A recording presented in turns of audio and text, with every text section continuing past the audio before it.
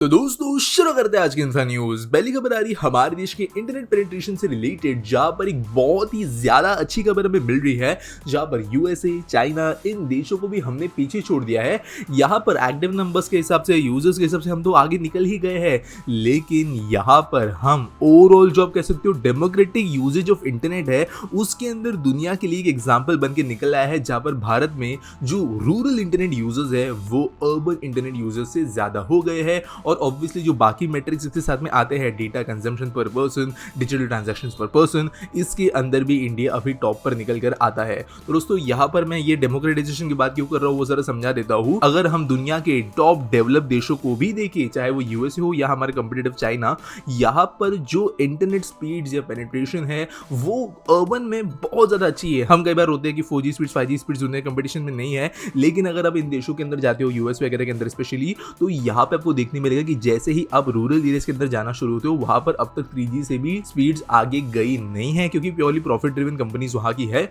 और वहां पे वो कंपनीज इन्वेस्ट नहीं करती है रूरल एरियाज के अंदर, जहां पर उनको प्रॉफिटेबिलिटी नजर नहीं आती, जिसकी वजह से एक बहुत वाइड गैप है दुनिया भर के अंदर रूरल इंटरनेट पेनिट्रेशन और अर्बन इंटरनेट पेनिट्रेशन के अंदर, जहां पर रूरल लोग कुछ कुछ लेवल पे अभी तक डायल अप कनेक्शंस पे भी है बड़े बड़े विकसित देशों के अंदर। लेकिन इंडिया में ऐसा नहीं है। इंडिया के अंदर 6 lakh kilometre optic fibre connections बिछा दिए गए हैं, 2 लाख ग्राम पंचायत इससे जुड़े हैं, और इसके साथ साथ जैसे मैंने कहा रूरल इंटरनेट यूजर्स की संख्या अर्बन इंटरनेट यूजर्स पे पहुंच गई है। तो इंडिया रेडी है एक बहुत बड़ी डिजिटल ट्रांसफॉर्मेशन के लिए, और यहाँ पे इसके एक एक मैट्रिक में हम अभी धीरे धीरे नंबर 1 हो रहे हैं। अगली दोस्तों खबर आ रही है अरुणाचल प्रदेश से, जहां पर कहा गया है कि 2015-16 के साल से लेकर 2022-23 के फाइनेंशियल ईयर तक 65% ऑफ ग्रोथ देखा गया है यहाँ पर national highway and street highway construction के अंदर। तो दोस्तों 30,692 किलोमीटर ऑफ रोड इंफ्रा था अरुणाचल प्रदेश के अंदर 15-16 के साल तक, जो बढ़ के अभी एडिशनल 50,555 किलोमीटर आ गया है 2023 के फाइनेंशियल ईयर तक। साथ साथ 2,506 किलोमीटर ऑफ बॉर्डर रोड्स बनाए गए हैं,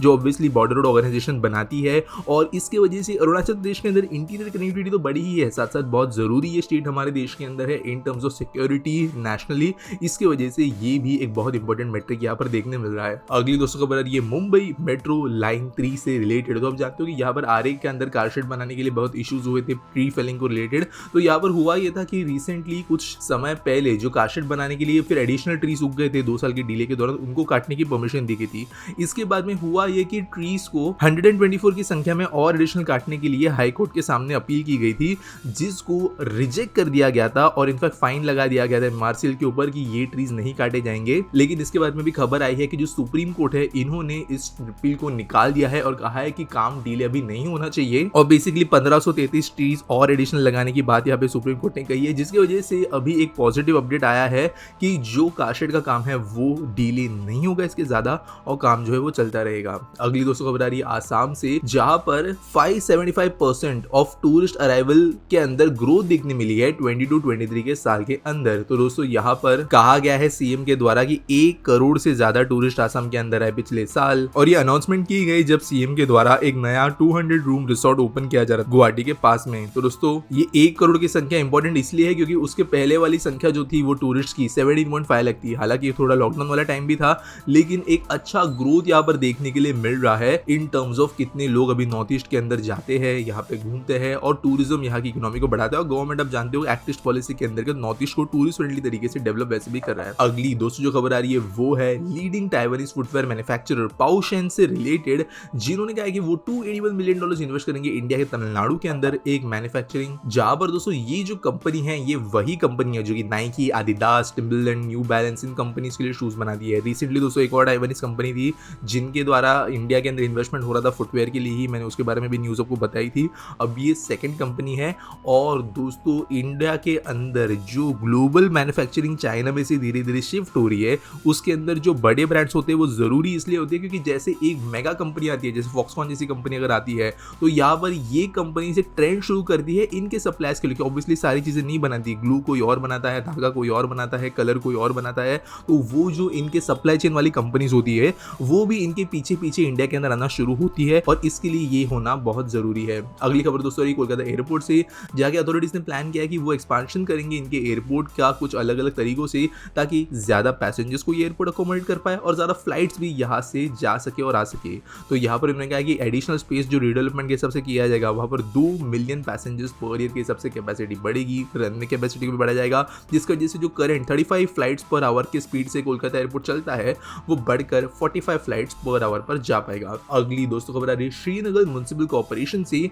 जिन्होंने सिटी के सॉलिड वेस्ट मैनेजमेंट इंफ्रास्ट्रक्चर के अंदर कुछ नए चेंजेस लाने का डिसीजन लिया है और बेसिकली यहाँ पर एडिशनल किया जाने वाला है 150 नए कलेक्शन एंड ट्रांसपोर्टेशन व्हीकल्स का, जो कि GIS system and real time GPS के साथ में एनेबल्ड होंगे। तो दोस्तों दो चीज़ों की वजह जरूरी है, ऑब्वियसली ज़्यादा व्हीकल्स आएंगे तो बेहतर गार्बेज कलेक्शन हो पाएगा, लेकिन ये जो GIS और GPS है ये इस बात को इंश्योर करता है कि जिन लोगों को काम दिया गया है स्पेसिफिक रूट्स के ऊपर कचरा कलेक्शन करने के लिए वो लोग अपना काम ठीक से कर सके और उनको मॉनिटर किया जा सके, और इस मॉनिटरिंग की वजह से जो काम है वो बेहतर तरीके से हो पाएगा और ये श्रीनगर में होना शुरू हो जाएगा। अगली दोस्तों को बता रही है इंडिया के पहले मोबाइल BSL-3 लेबोरेटरी से रिलेटेड, जिसे डिस्प्ले किया गया है second G20 health working group के अंतर्गत, और ये हुआ गोवा के पणजी के अंदर। तो यहाँ पर ये मेड इन इंडिया ही है clinic. Action mobile BSL-3 advance augmented network या रामबान के नाम से इस लैब को लॉन्च किया गया है, और बेसिकली कहीं पर भी जाके जो भी रिमोट टेस्टिंग्स करनी होगी हेल्थ वाइज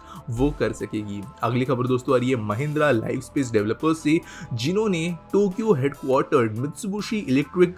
कॉर्पोरेशन के साथ में एक टाई अप किया है, और इनके साथ में मिलकर ये एक बहुत बड़ा एयर कंडीशनर्स एंड कंप्रेसर्स बनाने वाला फैक्ट्री बनाएंगे तमिलनाडु के चेन्नई के पास, और ये महिंद्रा इंडस्ट्रियल पार्क के अंदर ही बनाया जाएगा। तो दोस्तों मोर देन 24 एकर्स की जमीन पे ये बनाया जाएगा, जहां पर 3.5 लाख ACs पर ईयर की सबसे प्रोडक्शन हो पाएगा। और दोस्तों ये जरूरी इसलिए क्योंकि मित्सुबिशी का मार्केट इंडिया के अंदर बहुत बड़ा है, हमें मित्सुबिशी की कार्स देखने नहीं मिलती, लेकिन मित्सुबिशी का कार सेगमेंट बहुत छोटा है। Mitsubishi electronics, compressors, HVAC units, electricals, इनके अंदर बहुत ज्यादा काम करती है जो इंडिया के अंदर बिकती भी है, और लेकिन इनकी अब तक बहुत बड़े लेवल पे इंडिया में मैन्युफैक्चरिंग होती नहीं है। ऐसा फर्स्ट टाइम हो रहा है कि मित्सुबिशी बहुत बड़े लेवल पर भारत में मैन्युफैक्चरिंग शुरू करने वाली है। अगली दोस्तों को बता रही है Maharashtra state road development corporation से, जिन्हें प्रिलिमिनरी वर्क शुरू कर दिया है एक्सप्रेसवे कनेक्टर बनाने के लिए जालना और नांदेड़ के बीच में, जो कि समृद्धि महामार्ग से जाके जुड़ेगा और इसका नाम होगा जालना नांदेड़ एक्सप्रेसवे। तो दोस्तों लास्ट वीक मैंने ये खबर दी थी कि जब CM और डेप्यूटी CM थे महाराष्ट्र के, उनके द्वारा अनाउंसमेंट की गई थी इस रोड के बारे में, तो उस समय में जो अनाउंसमेंट थी उसके ऊपर अभी ही एक हफ्ते बाद में काम शुरू हो गया है, जो ऑब्वियसली काफी स्पीडी वर्क है, और ये बनने के बाद में जो नांदेड़ जालना के एरिया जो काइंड ऑफ महाराष्ट्र के थोड़े पिछड़े एरियाज में आते हैं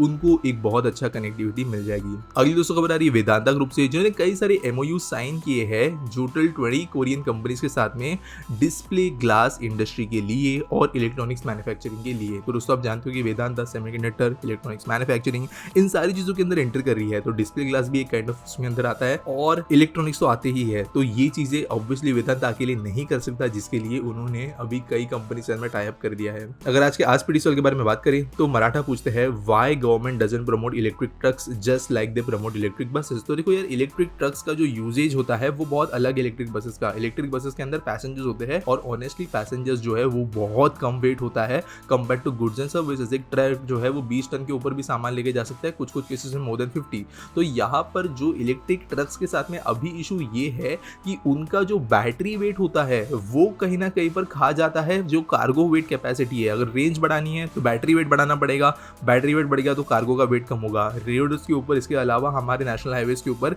एक लिमिट होती है वजन की, कितने हेवी ट्रक्स चल सकते हैं। अगर कुछ ट्रक्स एक लिमिट के आगे हेवी बन जाए तो उनको कई सारे रोड टैक्सेस और रिस्ट्रिक्शंस की वजह से ना ठीक से चलाया जा सकेगा और उनको चलाना महंगा भी हो जाएगा। इसके अलावा जो लॉजिस्टिक्स इंडस्ट्री है वो एफिशिएंट होना बहुत ज़रूरी है, जिसके कारण हमारे यहाँ पर अभी तक इलेक्ट्रिक ट्रक्स जो है वो एक फीजिबल ऑप्शन निकल कर नहीं आते, स्पेशली प्रॉफिटेबिलिटी के हिसाब से। पहली बात, इलेक्ट्रिक ट्रक इतने अच्छे सब तक डेवलप हुई भी नहीं है, और may be hydrogen better solution निकल कर आएगा, क्योंकि लॉजिस्टिक्स के अंदर एफिशिएंसी बहुत जरूरी है। हाँ, टेस्ला का सेमी वगैरह है, उसके बहुत स्पेसिफिक यूज केस एप्लीकेशंस है, कई ऐसी कंपनीज के लिए जो हंड्रेड्स ऑफ ट्रक्स चलाते हैं स्पेसिफिक रूट्स के ऊपर। लेकिन एक ओवरऑल जहाँ पे इंडिया में ट्रांसपोर्ट्स वाले सिस्टम चलते हैं, ट्रांसपोर्ट मतलब जो जगह होती है जिसके बीच में ट्रक्स के बीच में डिस्ट्रीब्यूशन होता है, उस सिस्टम के अंदर हमारे यहाँ पे ट्रक्स में दिक्कतें आएगी। तो वो रीजन की वजह से गवर्नमेंट डायरेक्टली इलेक्ट्रिक ट्रक्स को प्रमोट नहीं कर रही है। हाँ, लेकिन ये लॉन्ग डिस्टेंस ट्रकिंग की मैं बात कर रहा हूँ, लोकल सिटी के अंदर उसका प्रमोशन बहुत हद तक हो रहा है, इंसेंटिव्स वगैरह काफी दिए गए, काफी स्कीम्स भी चल रही है।